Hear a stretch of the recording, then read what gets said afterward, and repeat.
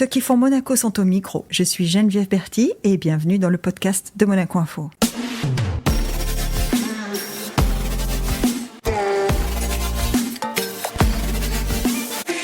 Le monde hospitalier est une affaire de famille pour elle.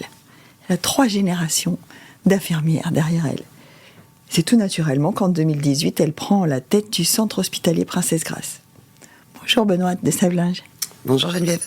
Alors, j'ai pas dit Rousseau, mais est-ce qu'il faut rajouter Rousseau ? Oui, ça fait plaisir à mon mari. Ah, marié depuis 2 ans. 2 ans et demi. Mariage tardif, qui fait que je veux garder mon nom de jeune fille, puisque c'est comme ça qu'on me connaît. C'est ça. Mais pour autant, je suis très fière de porter le nom de mon mari. Non, mais c'est pour ça que je pose la question, parce que quand on a fait une partie de sa carrière avec un nom, et pas seulement à Monaco, puisque un directeur d'hôpital, il a des correspondants un peu partout. Comment on fait ? On rajoute juste alors ? On peut pas le changer vraiment ? On peut pas le changer. Alors, j'ai un prénom déjà qui marque, qui ne nécessite pas forcément c'est pratique, un nom de famille ça. à Monaco. Voilà, Benoît. C'est assez rare. Mais effectivement, on peut pas le changer, puisque mes correspondants, ils sont en France. Ils me connaissent sous le nom de Sevelinge. Ils travaillent avec moi depuis 10 ans sous le nom de Sevelinge. Eh ouais. Donc, changer de nom à ce moment-là, c'est compliqué. Et donc, j'ai préféré rajouter le nom de mon mari sans considération ni féministe, ni pas féministe d'ailleurs. Je pense que c'est quelque chose de personnel. Voilà. Et qu'il ne faut pas en faire une affaire de principe. Non, c'est vrai. Ouais. C'est comme directeur ou directrice, en fait. Je suis directeur d'hôpital parce que à l'hôpital, il y a un directeur. Ouais. Et je ne crois pas que dire directrice défende la cause des femmes. La cause des femmes, c'est qu'il y ait des femmes directeurs. Oui. Ça change rien, de toute façon, c'est le titre qui compte. C'est le titre, c'est un nom de métier. On dit mannequin, on dit pas mannequin. Oui, c'est vrai. Donc je pense qu'il ne faut pas mettre... Il y a d'autres combats à mener qui me paraissent bien plus importants que ça.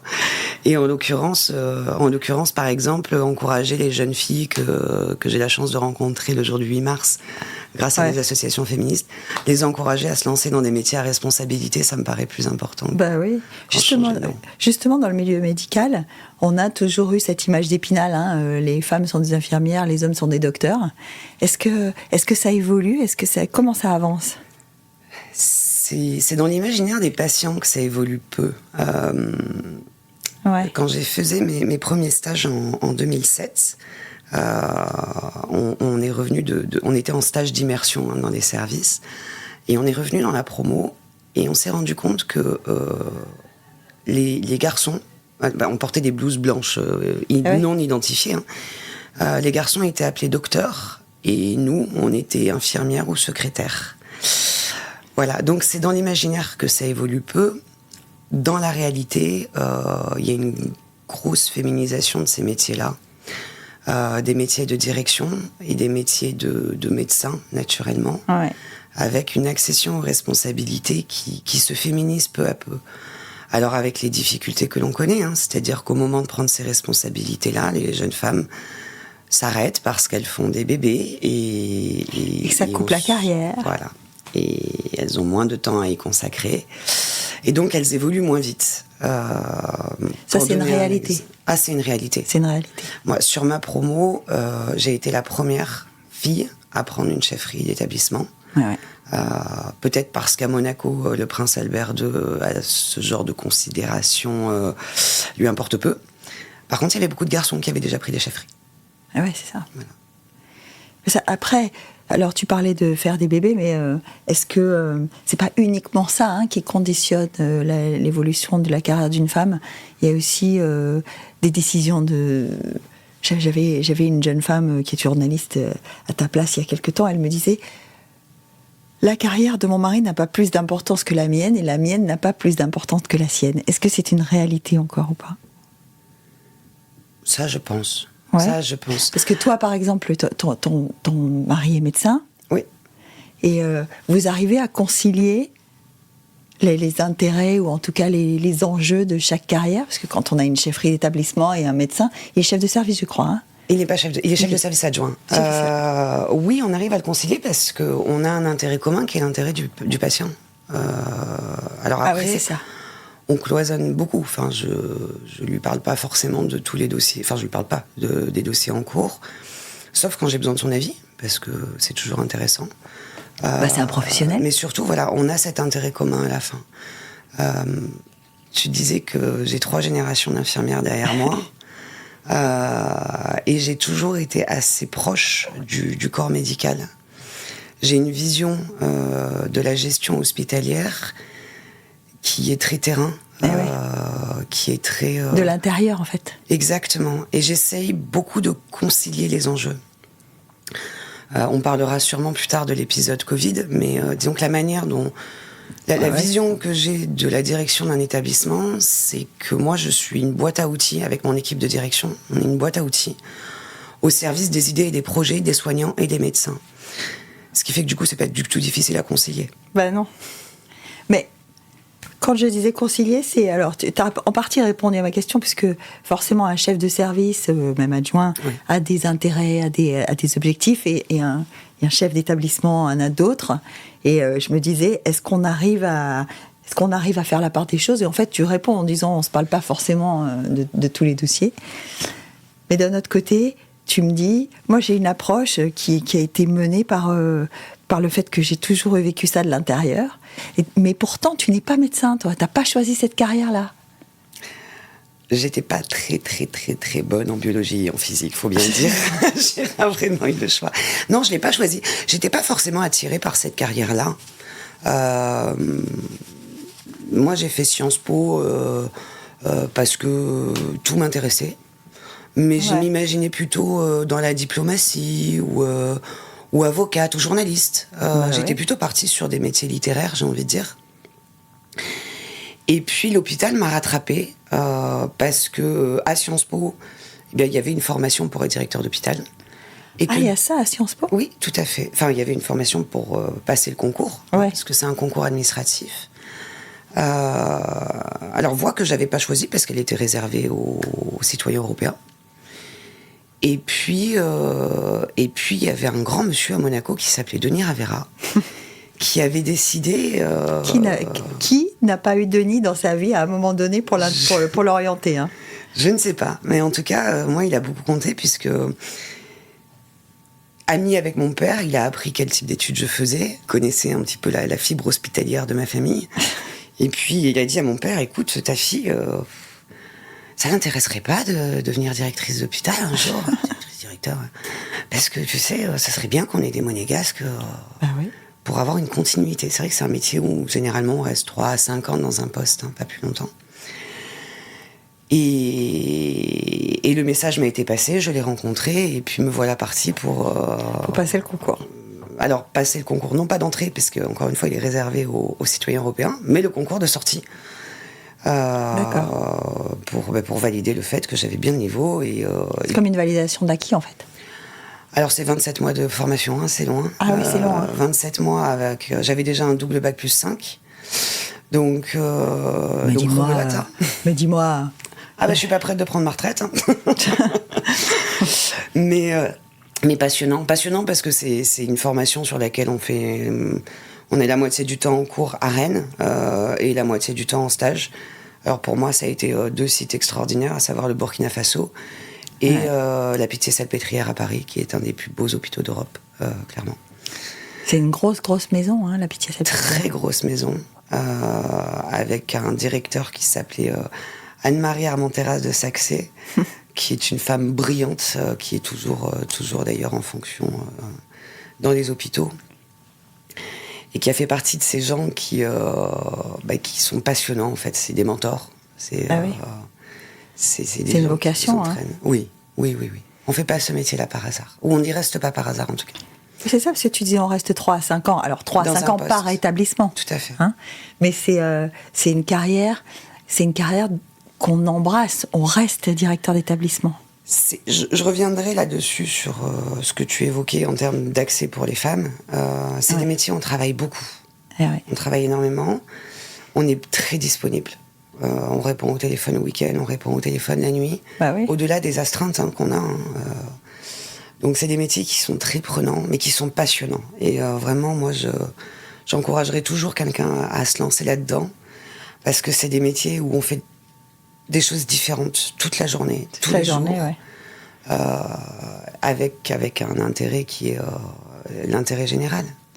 Mais est-ce que, alors, désolée si ma question te semble un peu triviale, mais quand on travaille au milieu de la maladie, est-ce que c'est joyeux quand même? Est-ce que c'est... Très. Ouais. Il y a de l'espoir de toute façon, parce que quand il y a maladie, il y a guérison aussi. Il y a beaucoup de rire, beaucoup de légèreté à côté de ça. C'est difficile, donc comment est-ce qu'on gère ça? Comment est-ce qu'on rentre à la maison en laissant son bagage à l'hôpital? C'est qu'à l'hôpital, on en rit. On rit de ces situations, on fait beaucoup de second degré. Parce qu'on voit beaucoup de choses difficiles quand même. Bien sûr.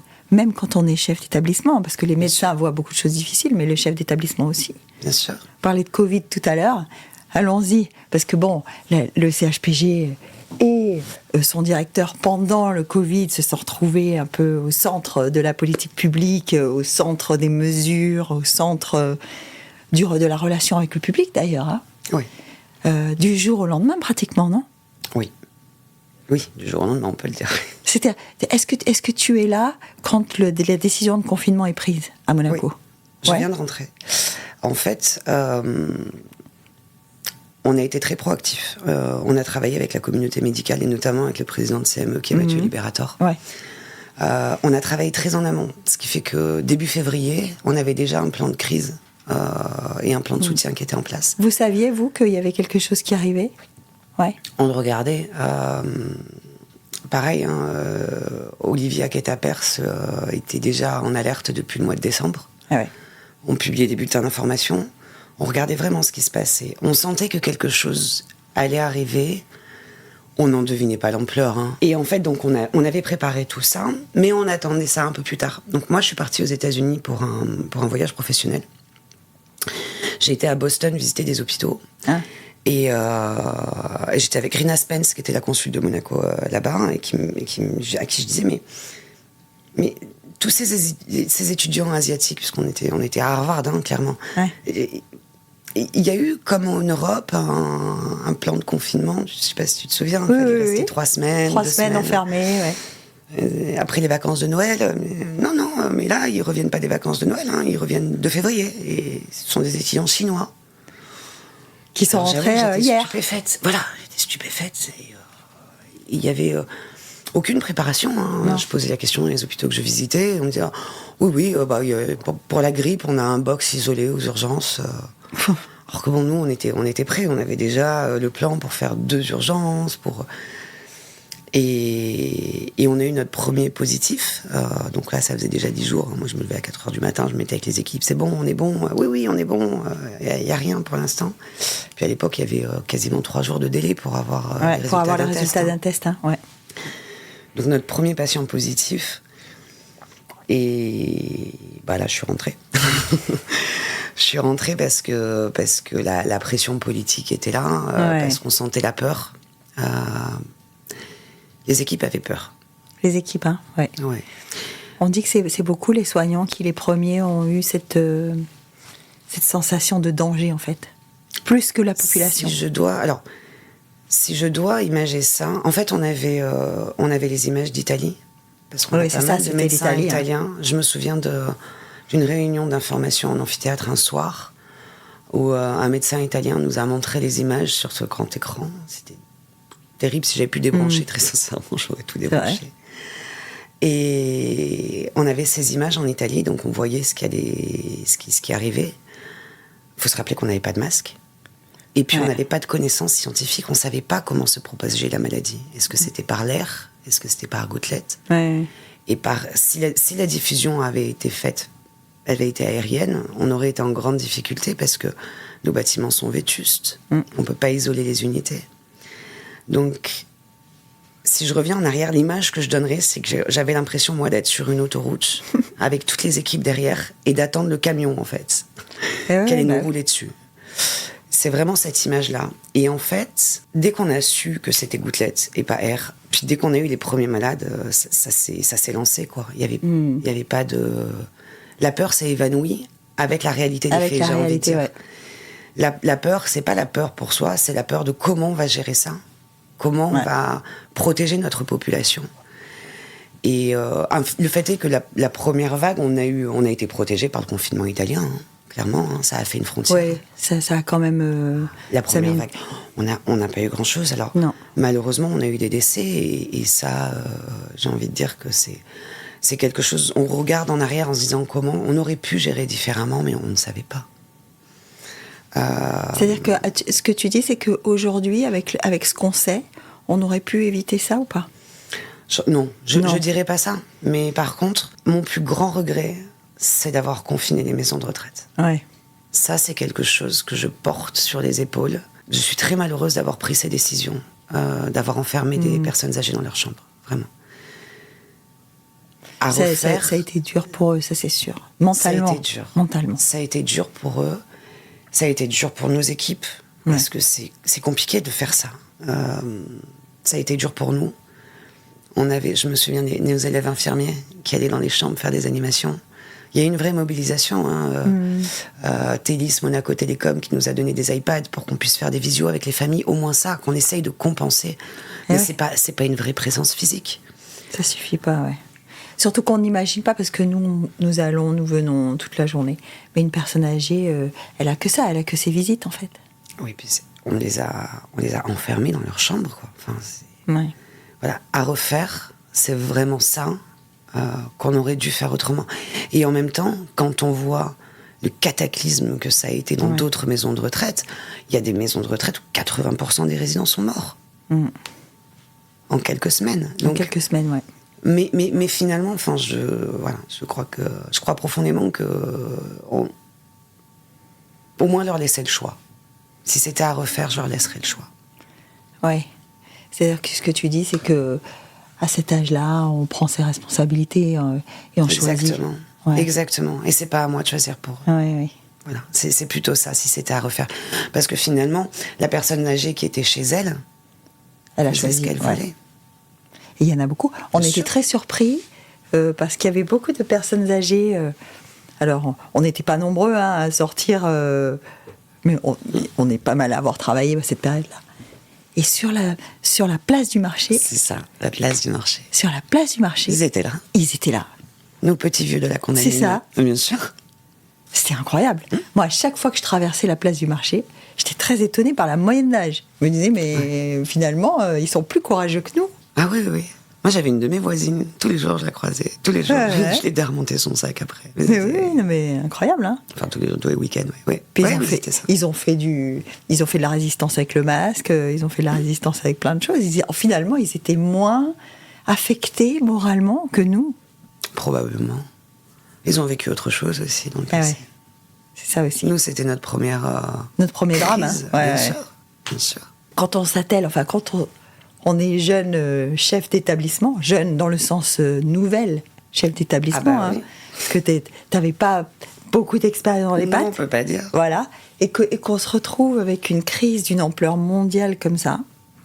Est-ce qu'on a l'impression qu'on traverse quelque chose d'unique?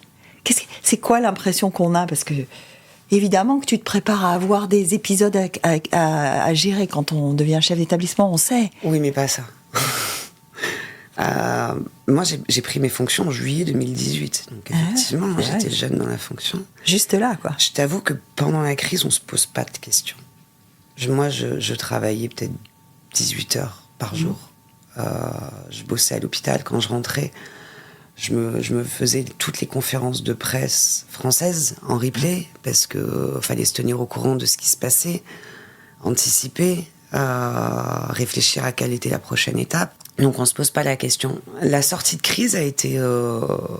la sortie de crise, d'abord tu te dis, ok, je suis faite pour ça. Voilà. Oui, ça peut être une conclusion, hein. Ça peut être une conclusion. C'est oui ou non, quoi. Il y a eu des hôpitaux où les directeurs sont partis. Ouais. Où les présidents de CME, donc les médecins, ont fait un burn-out autour de nous, je parle. Oui, pas. Il y a eu, mais je pense que, je veux dire, quand je dis ça, c'est que tout le monde ne supporte pas ça. La responsabilité d'une population dans une crise pareille, avec autant d'incertitudes. Voilà. Donc d'abord, tu te dis, je suis faite pour ça. Et puis après, j'avoue, je me suis dit, mais comment je vais continuer à être motivée, intéressée. Comment tu reviens à une activité normale entre guillemets, parce que normal c'est un mot hors crise. Voilà ce que je dis. Ouais. Alors, d'abord, cette crise, elle a duré longtemps quand même. Ouais. Parce que pour nous, ça a été 2 ans. C'est presque 3, hein, 2 presque ans. 3 ans, ouais, 2 ans avec un fort impact sur l'activité. Un fort impact sur la manière dont on travaillait. Hein. Le plus difficile au final, c'était peut-être pas le premier confinement, puisque comme les gens étaient confinés. Ouais, il se passait pas grand-chose, ouais. Oui, et puis nos personnels n'étaient pas malades. Beaucoup étaient à la maison. J'ai envie de dire à attendre leur tour, quoi. Hein. Ouais. Il n'y avait pas beaucoup de patients. Par Oui, contre, parce après, que, il a fallu rattraper tout ça. Vous avez, au confinement, en fait, vous avez vidé l'hôpital. Oui. C'est-à-dire qu'il n'y avait plus rien d'autre que Il le n'y avait Covid. que des interventions urgentes. Alors, Ouais. à Monaco, ce qui n'a pas été fait en France, à Monaco, on a continué à prendre en charge le cancer. D'accord. Le truc, c'est qu'au début, on avait peur d'opérer les gens s'ils pouvaient avoir le Covid à ce moment. Ouais, c'est ça. Donc, du coup, on opérait beaucoup moins. Et donc, on faisait l'urgence. Et en fait, très rapidement, on a repris l'activité chirurgicale parce que... C'est pas tenable, ouais. Ben, parce qu'un cancer du sein, ça attend pas non plus, en fait. Voilà, c'est... Mais petit à petit, enfin voilà, pendant les 2 ans et demi, ça a été très troublé. Il y a eu des moments où on a dû fermer les lits parce que nos personnels étaient malades. Et donc, on n'avait personne pour s'occuper des patients. Donc, il y a eu des choix qui ont été faits. Il y a eu des choix qui ont été extrêmement structurants, qui ont été faits. Par exemple, on a arrêté l'esthétique. Et on reprendra pas l'esthétique parce qu'en fait, à la place, on a d'autres malades qui ont besoin de soins. Il y a eu ce genre d'action. Et donc, en fait, on reste intéressé au boulot. Parce que tu dis, après, il a fallu rattraper. Ça veut dire que quand même, tout ce que vous avez mis, ce qu'on dit on hold, là, quand tu dis on attend, on fait pas tout de suite, dès que c'est possible, il faut le reprendre. C'est ça. Il y a eu des retards de prise en charge importants et il fallait plus faire attendre les patients. Le plus difficile, d'ailleurs, ça a été de faire revenir les patients à l'hôpital. Ouais. Pendant très longtemps, les gens ont eu peur. Il y a une appréhension, oui. Exactement. Donc, leur suivi n'était pas assuré, leur prise en charge n'était pas assurée. Je me souviens du chef des urgences, professeur Clessens, qui me disait « Aujourd'hui, j'ai plus de malaise cardiaque. J'ai que des infarcts lourds. Ouais. » Et... C'était pas de la demi-mesure, en fait. Et c'est ça. En fait, on compte les morts du Covid.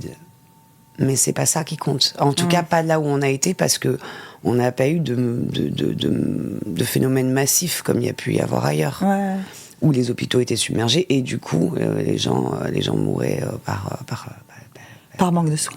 Bon, voilà. C'est les à côté qu'il faut compter.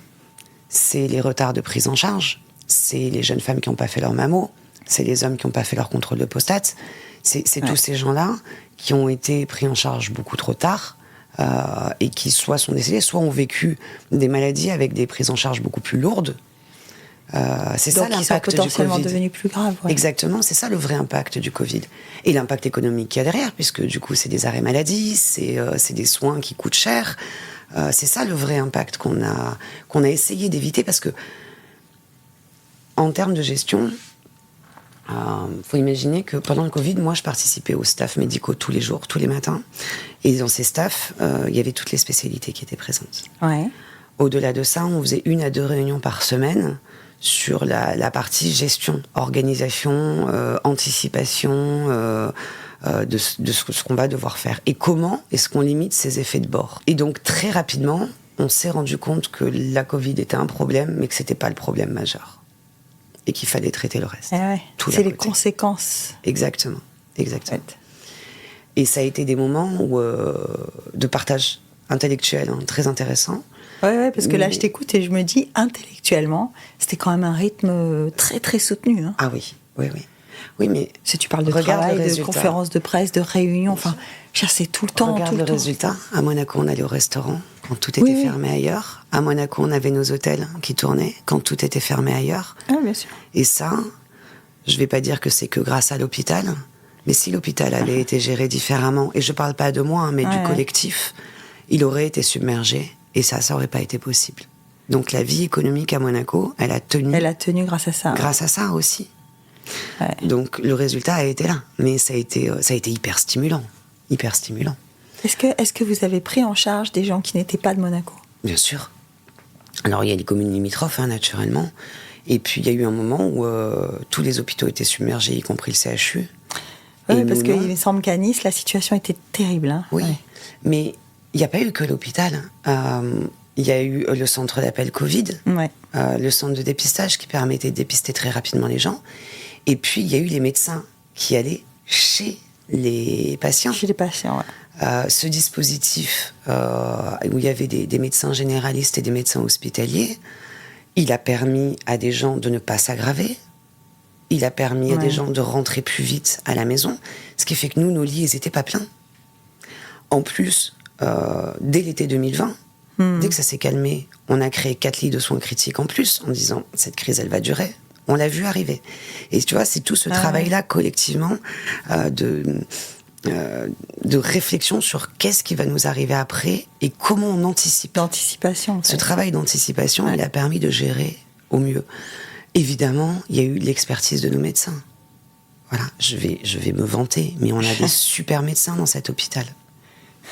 Voilà. Bah oui, le résultat est là. Parce que la plus belle preuve que tu donnes, c'est et c'est vrai que ça fait partie pas d'une certaine fierté, mais en tout cas d'un certain privilège qu'on a eu le sentiment d'avoir à ce moment-là, c'est que rien n'était fermé en fait complètement chez nous. C'est ça. T'allais au resto, et en plus, je prenais les patients du CHU qui étaient submergés. Ouais. On sauvait des vies en plus. Tu vois, c'était...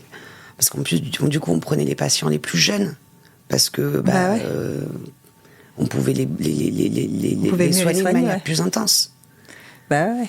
Est-ce que toi, à un moment donné, pendant toute cette crise, est-ce que tu m'as pas dit, tu l'as eu le Covid pendant cette période ou pas? Oui. Oui. Ah oui, j'y suis passé 3 fois, 4 fois, 3 fois.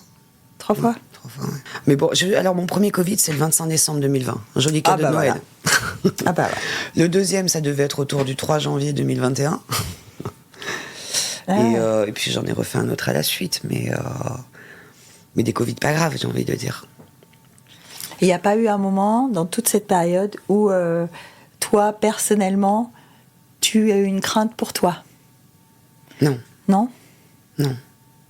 Non, parce qu'en fait, il y a l'intensité de la mission prendre dessus. Voilà. C'est pour ça que tu te dis, à la fin, tu te dis, je suis faite pour ça. Oui, parce que tu surmontes... Je me suis pas posé la question. Non. Et toute ton équipe resserrée autour de toi. Alors, combien vous étiez? Parce que, j'imagine, il y a tous les docteurs, tous les médecins, etc. Mais il y a la chef d'établissement, elle a une équipe resserrée autour d'elle. Combien vous étiez? L'équipe de direction, c'est 8 personnes. C'est pas beaucoup, 8. Non, pour 2700 agents, non, c'est pas beaucoup, pas grand-chose. Et puis, on va dire l'équipe médicale, très resserrée, on rajoute 10 personnes. Et médico-soignantes, et les cadres de santé. On a des cadres de santé qui ont été extraordinaires. Extraordinaires. Ils ont réinventé leur métier. Il y a quand même des services où on a déménagé 60 fois en 2 ans. 60 fois. 60 fois en 2 ans, ça semble... Le chiffre est good. Oui. Les soignants se sont retrouvés à changer d'horaire du jour au lendemain, avec l'organisation personnelle qu'il y a derrière, sachant que nos soignants, ils ont des familles. Et voilà, et puis ils habitent pas à Monaco, donc ils ont le trajet à faire. Il y a eu une réactivité dingue, mais qui derrière a insufflé une dynamique dans l'hôpital, qui est... moi, j'en suis très satisfaite. Enfin, vraiment, quand tu vas à l'hôpital, il y a des sourires partout, il y a plein de projets qui se développent, mais ça vient de là aussi. Les cadres se sont autonomisés, ils ont pris des initiatives, et ils continuent maintenant. Comme quoi, une grosse crise peut être aussi... constructive, génératrice d'opportunités. La destruction créatrice. Oui. Bon, je sais pas si on peut souhaiter... non. D'en revivre des comme ça, mais... Non, mais ça... Enfin, en tout cas, au CHPG, moi, en tant que directeur, ça m'a permis d'exprimer ce que je voulais, à savoir travailler sur l'intelligence collective, casser les hiérarchies. Et encore une fois... Faire du transversal, en fait. Ouais, et puis, encore une fois, moi, je me considère comme une boîte à outils. Après, je donne une ligne, mais cette ligne, je la construis avec les médecins, avec les cadres, avec le gouvernement, bien évidemment. On a une tutelle, on n'est pas tout seul. Mais c'est ça, c'est ça qu'on a découvert tous. Et quand je dis on, c'est nous, ceux qui ne sommes pas dans ce milieu-là. Ce qu'on a découvert, c'est cette articulation entre le médical et le non médical, en fait, et qui nous a beaucoup surpris, parce que c'est ce que je disais au début, on n'a pas besoin d'être médecin pour diriger un hôpital, en fait. Non. Mais je pense qu'il faut être à l'écoute, mais il ne faut pas l'être. Parce que, alors d'abord, il y a plus suffisamment de médecins, on sait tous, il y a une pénurie, donc... Faut pas enlever les médecins aux médecins. Voilà. Ils sont quand même bien plus précieux auprès des patients que dans un bureau. Et puis, moi, j'ai été formée à la gestion. Je gère un hôpital, je pourrais gérer une entreprise, tu vois. Ouais. C'est mon métier, c'est mon cœur de métier. Donc, je serai meilleur qu'un médecin à gérer, forcément. C'est ça. Parce que lui, il a été formé à autre chose. Donc, je pense qu'il faut capitaliser sur les compétences de chacun. Et par contre, effectivement, avoir en permanence un lien, une coordination, une communication qui permettent d'allier les intérêts des deux et d'arriver à l'intérêt général. Parce que tu dis, je donne une impulsion, mais c'est pas moi qui décide. Alors, c'est qui décide dans ces moments-là? Parce que tu parles du collectif, mais c'est parce qu'il y a eu cette polémique pendant le début de la crise du Covid, où les gens disaient, en fait, c'est les médecins qui commandent maintenant. C'est eux qui nous disent s'il faut lever le bras ou s'il faut pas le lever, s'il faut sortir, s'il faut pas sortir. On avait c'était des réunions, c'était des suivis, cellules de suivi coronavirus. Ouais. Donc dedans, il y avait des médecins, pharmaciens, labos, évidemment, cadres soignants, équipe de direction. Pas toute l'équipe d'ailleurs. Et dans la discussion, on a toujours trouvé un consensus. Donc oui, c'est ma signature qui était en bas des plans. Mais on a co-construit en permanence. C'est une décision collective, de toute façon. Totalement. J'en assume la responsabilité en tant que directeur si ça marche pas. Mais ça a toujours été co-construit. Et ça, c'est quelque chose que j'ai voulu garder derrière et que je continue à garder. Alors, c'est sûr qu'il y a des sujets, quand on est sur des sujets financiers, il y a des limites qu'on ne peut pas franchir. Par contre, j'essaye vraiment au maximum de co-construire mes décisions et mon pilotage, parce que c'est comme ça que je fonctionne, en fait. Écoute, je serais malheureuse à gérer ça autrement. Ça confirme ce que tu disais, c'est que tu te rends compte, et cette crise te permet de te rendre compte que tu es vraiment faite pour ça, quoi. Oui, et puis que ça fonctionne, en fait. Oui. Que ça fonctionne, cet idéal, il fonctionne, donc... Alors, est-ce qu'il fonctionne parce que dans le monde de la santé, comme tu disais, il y a l'intérêt supérieur du patient. Est-ce que ce serait transposable à n'importe quelle industrie, tu penses? Je crois. Tu crois? Je crois. Peut-être moins facilement, peut-être moins rapidement. Il y a des expériences dans le privé, comme ça. Je me suis pas trop posé la question. J'en ai assez de mon côté. Mais en tout cas, moi, c'est comme ça que je vois le management depuis toujours, d'ailleurs. Mais ça a mûri dans mon esprit, j'ai envie de dire. Jeune directeur, on arrive, on essaye de s'imposer. La jeune fille blonde. Alors là, tu vas directement dans la direction tu vas dans la direction dans laquelle je voulais qu'on aille un peu, parce qu'on a parlé tout à l'heure de la position des femmes, etc. Quand on est une jolie femme blonde, plutôt jeune, quand même, parce que quand j'ai commencé, en tout cas, oui. Quand tu commences, oui, non, mais bien sûr. Quand même, plutôt jeune. Est-ce qu'on n'a pas plusieurs enjeux là pour le positionnement, voilà. Il est difficile. Moi, j'ai commencé à 27 ans et j'encadrais des personnels de cuisine, de blanchisserie, donc principalement masculins. Je m'occupais de marché public et puis très vite, je me suis occupée de travaux. Ah oui, on n'a pas encore parlé des travaux. Je ne connaissais rien. Donc c'est compliqué, on fait des erreurs. Clairement, on fait des erreurs. Je pense que les gens pardonnent ce genre d'erreur quand derrière il y a une bonne intention. Tu penses que c'est l'esprit qui drive le truc, quoi? Oui, je crois. Après, c'est en comprenant qu'il fallait que je me détache de cette image que je l'ai gérée. C'est en comprenant que finalement ça n'avait pas d'importance. Arriver dans une réunion et que les gens regardent en disant elle est pas crédible, l'essentiel c'est de le devenir au fur et à mesure de la discussion. Oui, c'est sur le fond.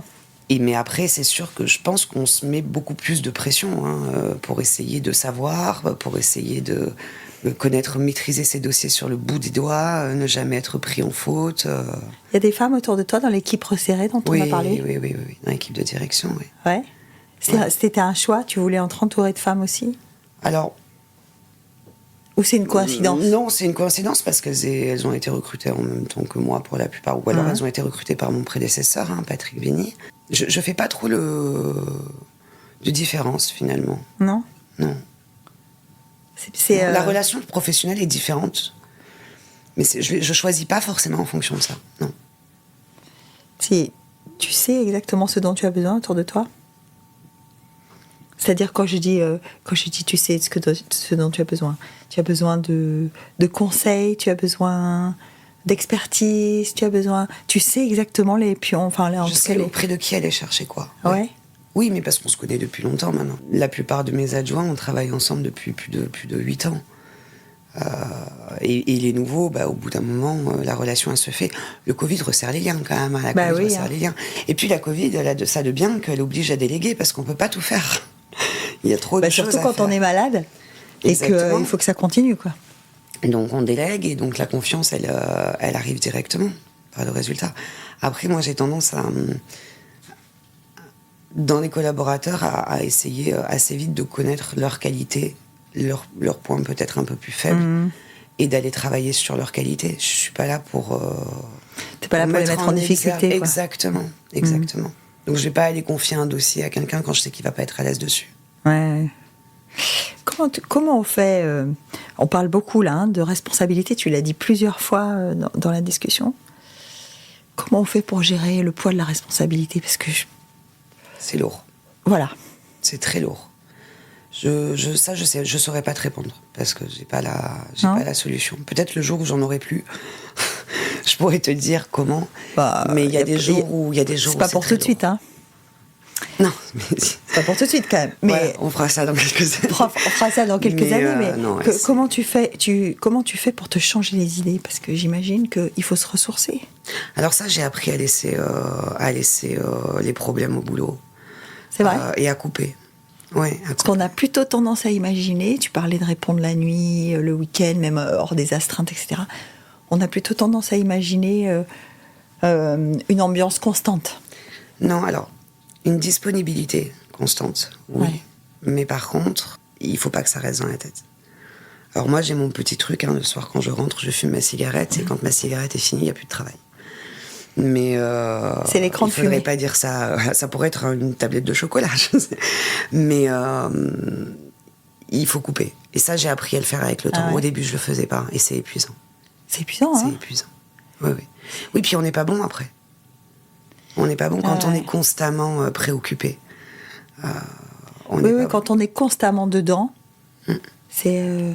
Il y avait un athlète à ta place il y a quelque temps qui me disait parfois c'est mieux de rien faire pendant 2-3 jours que de s'astreindre à faire un peu. Un peu. Oui.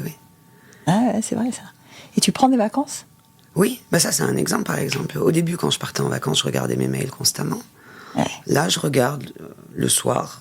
S'il y a quelque chose d'important, mes collaborateurs le savent, ils me mettent important, urgent, quelque chose. Je regarde. Sinon, je ne regarde pas.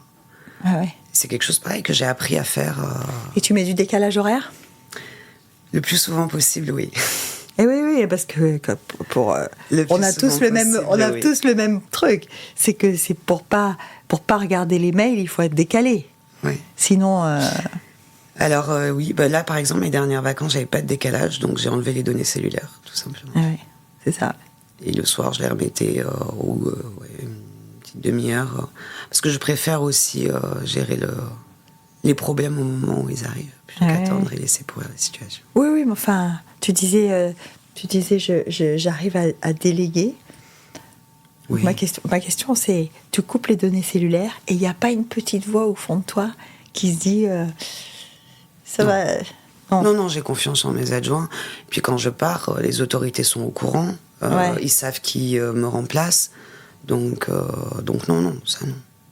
Bon, et puis j'imagine que quand on a vécu le Covid ou la Covid, on se dit ça va pas être pire, quoi. Non ? Ça peut difficilement l'être, mais... Ça, tu disais, on se préparait. Donc ça veut dire que quand on est dans ce milieu-là, on a quand même une veille. On a des informations qui viennent avant que le public soit au courant. Oui, mais tu sais, à Monaco, le plus gros risque, c'est sur un événement, par exemple, un mouvement de foule. Ouais. ou un accident dans un tunnel, un carambolage dans un tunnel. Ça, on peut pas l'anticiper. Bien sûr, on a des plans de crise et bien sûr, on a travaillé avec les pompiers, avec la sûreté, avec le CHU, avec le SAMU, sur ce qui serait fait dans cette hypothèse-là. Mais j'ai envie de dire, je serais moins anxieuse par rapport à une pandémie comme ça qui est anticipable qu'à quelque chose de massif. De massif, ouais. Quoique dans ces cas-là, malheureusement, il n'y a pas grand-chose à faire. Hein. Et alors, ça en est où la profession en général, la profession de santé, ça en est où? Parce qu'on entend beaucoup de choses, et notamment la Covid a permis de mettre en lumière une certaine détresse, alors certainement pas seulement à Monaco, mais en général, des personnels soignants, de leurs conditions de travail. Est-ce que, tu disais, il y a de moins en moins de médecins, est-ce qu'il y a un problème de vocation? Est-ce que... Oui, c'est compliqué. Alors, je ferais vraiment la différence entre Monaco et le reste du monde là-dessus. Hein, mais donc, globalement, il y a eu des revalorisations salariales, enfin, alléluia. Faut savoir que les salaires des fonctionnaires hospitaliers français étaient bloqués depuis 10 ans. C'est pas brillant, ça. Hein. Mais le vrai problème, c'est que leur niveau de rémunération est beaucoup trop bas par rapport aux responsabilités qu'elles ont. Une aide-soignante, elle est un peu plus que le SMIC en France. Une aide-soignante, c'est quelqu'un qui fait des soins extrêmement essentiels. Ouais. La toilette quand on ne peut pas se laver. Qu'est-ce qu'il y a de plus essentiel qu'être propre? Aider le patient à manger. C'est des choses qui ne sont pas suffisamment valorisées. Le fait que la santé est gratuite, mais la santé a un coût. Et ça, les gens, ils l'ont perdu de vue. Ouais. J'ai eu une annulation l'année dernière. Une femme qui devait être opérée, alors de quelque chose de pas urgent, hein, mais donc c'est la mobilisation du chirurgien, de l'anesthésiste, des infirmières de bloc opératoire, la réservation d'un lit. Ben, elle n'est pas venue parce que, tu comprends, elle ne pouvait pas changer son soin au spa que je ne nommerai pas. Elle ne pouvait pas changer la date. Alors quand même, il y a des priorités dans la vie. Ah oui. Voilà, et ça, malheureusement... c'est le poison du système de santé en France. Et à Monaco, c'est pareil pour ça. À côté de ça, c'est des métiers qui sont passionnants. Et aujourd'hui, on essaye vraiment de recevoir et de faire découvrir ces métiers-là aux jeunes. Donc, par exemple, avant, on ne prenait pas les élèves ni de collège ni de lycée en stage. Dès qu'ils étaient mineurs, en fait. Maintenant, on les prend. On a fait assister une petite de 15 ans à un accouchement l'année dernière. Oh, wow. On les prend pour leur montrer. Mais oui, mais parce qu'ils peuvent tout voir, en fait. Il suffit de le faire avec bienveillance, en accompagnant. On va l'amener dans un truc... une boucherie, hein. Il faut y aller doucement. Mais de leur faire découvrir ces métiers-là, parce que, d'abord, il y aura toujours du boulot. J'ai envie de dire, de manière très terre-à-terre. Mais surtout, c'est passionnant. Encore une fois, quand on a cette vocation-là, on peut être sûr toute sa vie de rentrer à la maison satisfait. Et c'est vrai que quand on est jeune, on ne pense pas forcément à l'importance de la satisfaction au travail. Mais très rapidement, c'est quand on n'est pas satisfait qu'on se rend compte à quel point c'est important. Mais oui, mais parce que tu mets aussi le doigt sur... alors, on ne va pas refaire le monde ici, mais tu mets aussi le doigt sur un élément important, c'est la rémunération. C'est-à-dire que c'est que nos jeunes ont en tête le fait que ça ne paye pas, quoi. Ouais, et que, ok, on peut être satisfait de ce qu'on fait, mais enfin, si on n'a pas d'argent pour partir en vacances ou pour acheter les vélos pour Noël, tu vois, c'est ça le truc. Alors, je te dis, il y a quand même eu ces grosses revalorisations, et particulièrement à Monaco, là-dessus. Je veux dire que le gouvernement français, puis le gouvernement français a vraiment été à l'écoute. On a aujourd'hui des rémunérations qui sont très correctes, et tant mieux. Et tant mieux parce que derrière... C'est la qualité de service qui est extraordinaire. Les gens qui viennent travailler à Monaco, ils repartent pas. Au CHPG, ils repartent pas. Ils repartent pas, ouais. Et moi, mon job, c'est de leur offrir les meilleures conditions de travail possibles, parce que plus ils seront heureux au travail, plus leur travail, la qualité de leur travail s'en ressentira, la qualité de leur relation aux patients. Et là, en plus, toi, tu gères en même temps les travaux du nouvel... Enfin, gère. Tu participes très activement à la gestion des travaux du nouvel hôpital. Alors, on a l'impression, et pardon, on a l'impression que c'est un peu un serpent de mer, ce truc. On a l'impression que ça termine jamais, quoi. Écoute, premier coup de pioche en 2015, donc ça commence à faire. Et là, on est au premier étage, qui est en train de se construire. Enfin, premier étage au-dessus du double étage du rez-de-chaussée. C'est un établissement un bâtiment qui va être extraordinaire. Vraiment. Ouais. On va avoir quelque chose de sublime, un outil de travail ultra performant. Mais il y a eu des choix politiques par le passé qu'il faut assumer. On a choisi de reconstruire sur site. Alors quand je dis choix, c'est des choix limités, 2 km carrés. Mais nulle part en Europe on reconstruit sur site. Ou alors on est dans des plaines. Là où il y a des terrains hyper grands. Donc déjà la reconstruction sur site, ça veut dire que tu dois phaser ton projet puisque tu dois remplacer les services qui vont devoir ressortir. Et puis c'est un terrain, on le sait, c'est un terrain débouli, c'est un terrain, difficile. Qui est difficile. Ouais. On a des normes sismiques incroyables. Si demain il y a un tremblement de terre, il faut bien que l'hôpital tienne. C'est ça. Tu vois. Donc, puis on est au milieu d'un quartier résidentiel dans lequel il y a beaucoup de monde qui habite. Il y a une seule route pour atteindre l'hôpital, donc il était hors de question de la couper ou de la mettre en sens unique, ce qui aurait facilité la tâche, clairement. On a dû interrompre à plusieurs reprises le chantier parce que les nuisances étaient trop importantes et que ça nous empêchait de travailler correctement. Donc il a fallu derrière que l'entreprise, les architectes trouvent d'autres solutions. Donc une grande complexité. Moi, je crois qu'il faut être patient. Maintenant, on est à 3 ans de la livraison. Même pas, puisque c'est du début 2026. Début 2026, oui. Alors, je le dis, il peut y avoir un décalage, et sur un projet de cette ampleur, c'est quelque chose de normal, parce que quand on va ouvrir, quand on va être dans les locaux finalisés, il y a tellement d'évolutions dans la santé, dans la médecine, qu'il faudra s'adapter. Mais derrière, c'est un vrai investissement pour Monaco qui en vaut la peine. J'entends coût faramineux. Oui, mais ne serait-ce qu'en mettant l'inflation sur un projet qui dure aussi longtemps, on double au bout d'un moment. La fin du projet, c'est 2032. 2015, 2032, quoi. Oui, et puis est-ce que vraiment... Alors, j'entends, moi aussi, un coût faramineux, mais est-ce que vraiment notre santé a un prix ? C'est ça. C'est la question. Elle a un coût et on doit l'assumer. Et puis, ce prix-là, moi, je suis convaincue que on a des moyens aujourd'hui de l'amortir. Alors, on n'ira pas sur le nouveau bâtiment, mais il y a des moyens pour l'amortir. Donc, s'il y a bien une dépense à faire, je dirais que c'est probablement celle-là. Après, je ne suis pas très objective forcément sur le sujet. Est-ce que tu dirais que c'est... Alors, on a parlé de la Covid, qui était quand même un des gros dossiers de ton mandat. Est-ce que le nouvel hôpital, c'est un gros dossier aussi ? Parce qu'il y a moi je lis, il y a eu pas mal de choses quand même. T'as quand même fait pas mal de choses. C'est pas le premier projet que tu prends à bras le corps, mais. Non, mais j'étais à la naissance. J'étais même à l'abandon du projet Raymond Vasconi. Donc je suis sur ce projet depuis sa gestation. Et donc, je suis la seule personne, pour le coup, à avoir l'historique complet de ce projet. Évidemment, c'est le projet de ma vie, clairement. Il n'y aura pas de choses de cette ampleur. Voilà. En tout cas, en tant que directeur d'hôpital. Oui, bien sûr, de ma vie professionnelle en tant que directeur d'hôpital. Et finalement, ce que j'ai pu faire avant, ça a été un petit peu des galops d'essai. Il y a eu l'aménagement de la Quétudine.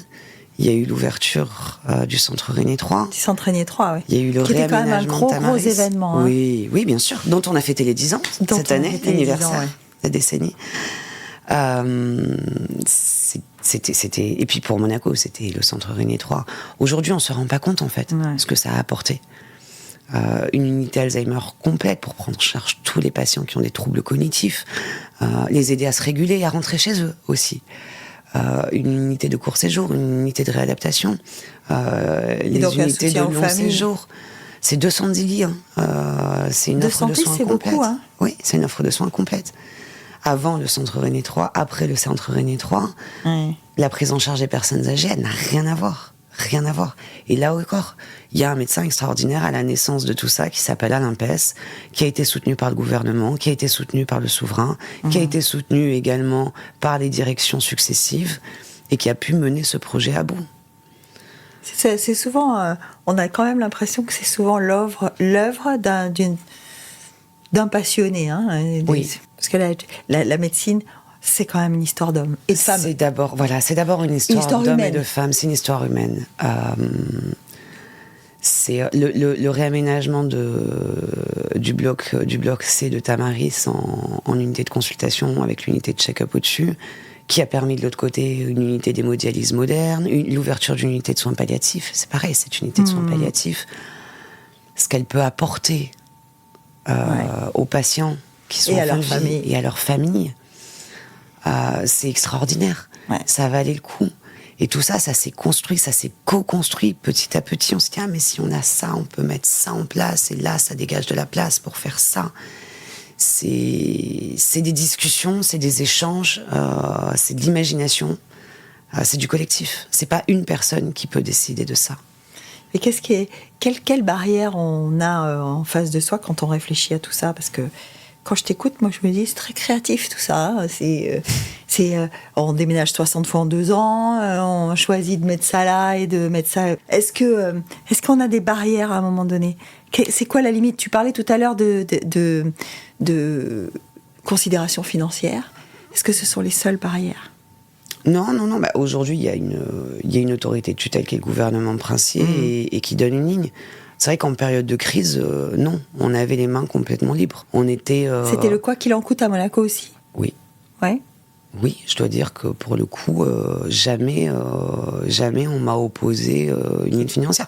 On nous a fait remarquer les dépenses, hein. Forcément. Et on s'en est justifié. Non, mais totalement. Enfin, on s'en est justifié. Et à comparer, on a dépensé moins que les hôpitaux français. Donc, j'ai pas de, j'ai aucune, comment dire. Aucun regret en la matière. Mais c'est vrai qu'en termes d'organisation et en termes de priorité, le gouvernement princier nous a laissé toute autonomie. À juste titre, d'ailleurs. Et je pense que ça a été réussi des deux côtés, du coup. On n'a jamais eu de ligne directrice donnée, si ce n'est sur des politiques plus nationales, par exemple la vaccination. Ah oui, c'est vrai. Mais sinon, on a eu les mains totalement libres. Là, maintenant, c'est plus le cas, on n'est plus dans la crise. Donc, le gouvernement a son mot à dire dans la politique de santé qu'il souhaite avoir. Et dont le CHPG est forcément responsable à 80%, je vais peut-être dire 70%. Mais c'est quand même la plus grosse partie. Hein. Le CHPG, c'est aussi le Centre René 3, c'est la Quétudine et c'est le Cap Fleury. Est-ce que tu dirais que l'offre de santé de Monaco est concentrée au CHPG? C'est ça que tu es en train de me dire? Non, mais qu'on en a la plus grosse partie, oui, bien sûr. C'est des chiffres. Hein. Oui, c'est ça. Voilà. Ça n'empêche pas que le CCM soit un partenaire essentiel. Et puis d'ailleurs, on ne fait pas la même activité. Hein. Ouais. La chirurgie cardiaque, c'est là-bas, c'est pas chez nous. L'IM2S prend en charge de très nombreux patients. Et puis la médecine de ville a son rôle. La médecine de ville, c'est notre principal partenaire. Alors, ça se voit moins, ça se sait moins, parce que c'est plein de gens, la médecine de ville, en fait. C'est tous les généralistes, c'est tous les spécialistes. Mais ce sont eux, nos partenaires. Mais forcément, on est leur référent. Oui, c'est un tissu assez qui se tisse assez étroitement, quand même. Hein. Énormément. Ouais. Et plus on travaillera ensemble, et mieux les patients seront pris en charge sur Monaco. Dans l'imaginaire, on imagine que l'hôpital public va être en concurrence avec la médecine libérale de ville. Oui, c'est un peu ça. Or, c'est pas le cas, et ça l'est encore moins dans le contexte qu'on a aujourd'hui, à savoir une démographie médicale qui est en pénurie. Ce serait quoi la solution pour toi? Alors, tu dis, il faut faire venir les jeunes le plus rapidement possible, il faut leur faire sentir ce que ça fait d'aider les autres et de consacrer sa vie à ça. On revalorise les salaires. Est-ce qu'il y a d'autres recettes? Oui, bien sûr. Il y a l'intelligence artificielle, par exemple. Ah. L'intelligence artificielle ne remplace pas le médecin, mais elle peut lui permettre de ne pas effectuer des tâches ou d'aller plus vite. Je vais prendre par exemple la pathologie. L'anapath, c'est une spécialité assez méconnue. Hein, dans un laboratoire, et puis tu analyses un organe, un morceau d'organe, hein, pour être exact, pour voir s'il y a des cellules cancéreuses dedans. Donc c'est quelque chose qui, antérieurement, se faisait au microscope, avec l'œil du médecin qui a cherché pendant très longtemps. Aujourd'hui, on a tout numérisé. C'est-à-dire qu'on numérise la lame, donc avec le morceau d'organes.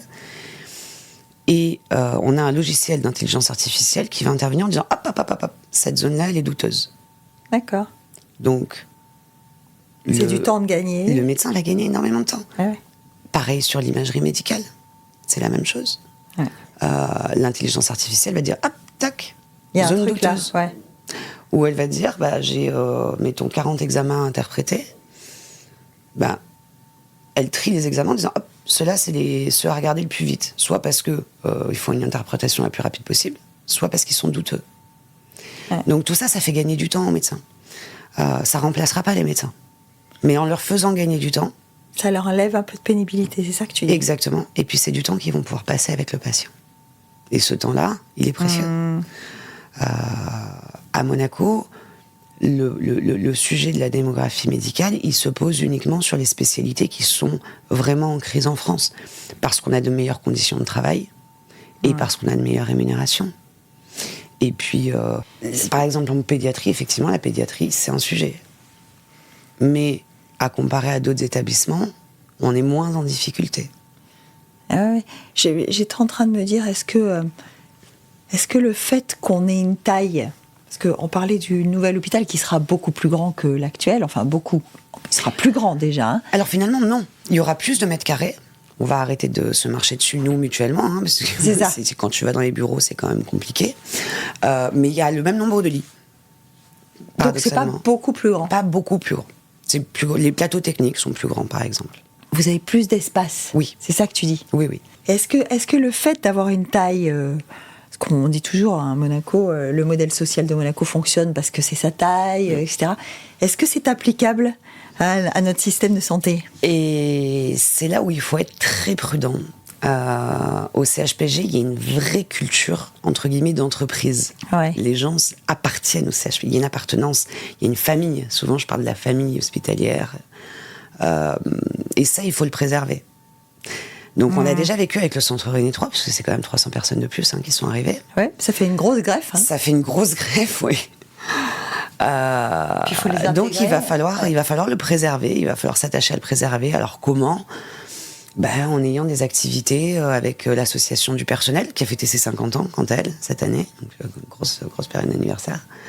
Avec nous, ce qu'on peut proposer. Mais oui, il va falloir s'attacher à conserver tout ça. Et oui, parce qu'on dit toujours, le plus, c'est pas forcément le meilleur ami du bien. Non, puis... Au CHPG, il y avait une tradition de famille hospitalière. Moi, avec mes 3 générations d'infirmières au CHPG, j'étais pas une exception. Petit à petit... Ça se transmettait, quoi, en fait. Ah oui. Quand on prend les archives, on prend les noms et on les retrouve. On en retrouve encore aujourd'hui. Oui, parce que c'est la vocation de la santé, c'est une vocation familiale, hein, souvent. Oui, et puis...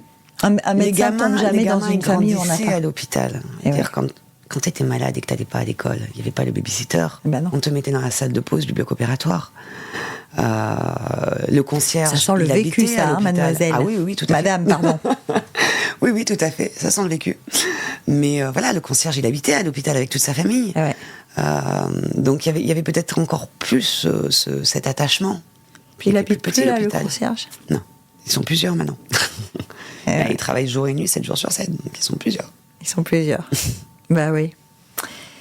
Qu'est-ce qu'on peut souhaiter maintenant à Benoît de Sévelinges? Parce que on se dit, avec tout ça, une fois qu'on sera début 2026, que cet hôpital va voir le jour, qu'est-ce qu'on peut te souhaiter? Alors maintenant et en 2026, c'est quoi la route de Benoît?